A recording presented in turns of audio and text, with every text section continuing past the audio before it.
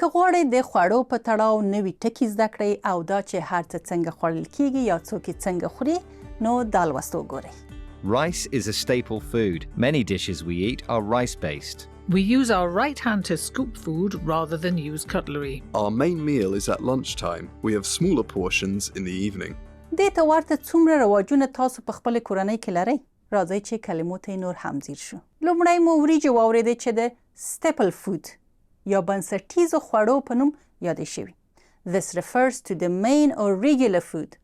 They say many meals are rice-based. تاسو کولی شئ based داسې یو ټکي ته ورزیات کړئ چې د یوې مادې یا یو څه د جوړښت اصلي توکي ته اشاره وکړي. بیا مو واورېدل چې خواړه څنګه خوړل کیږي. دا کس وایي چې دوی په خپل ښي لاس مړۍ اخلي او قاشق او پنجه نه کاروي. کټلري د قاشقو، پنجو او چړې په معنا ده. A knife, a fork and a spoon. او د scoop ټکی هم د خوړو مړۍ یا د خوړو د اخیستو په معنا ده. We use our right hand to scoop food rather than use cutlery. The next person say their main meal is at midday. Your main meal is your اصلي خواړه په دې معنا چې په 24 ساعتونو کې کوم وخت خواړه چاته مهم دي.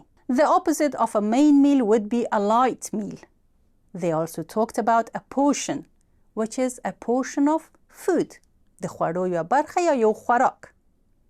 You can have small or big portions of food.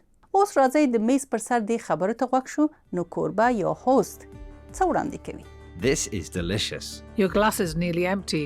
Would you like a top-up? Just a drop, please. Does anyone want seconds of stew? It was lovely, but I couldn't eat another bite. ښه نو دا وایي چې ټاپ اپ دا د اوبو یا جوس یا هر څه چې د څښاک لپاره پر میز ایښي د میلمه د ګلاس ډکولو لپاره دی ځکه ګلاس یې تش دی.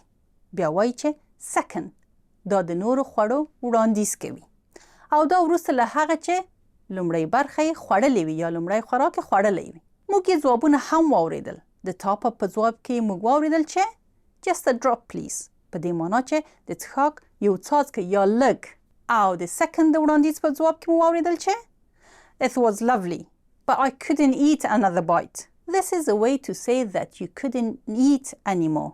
You are full. Well done everyone. Try practicing this vocabulary next time you're at the dinner table.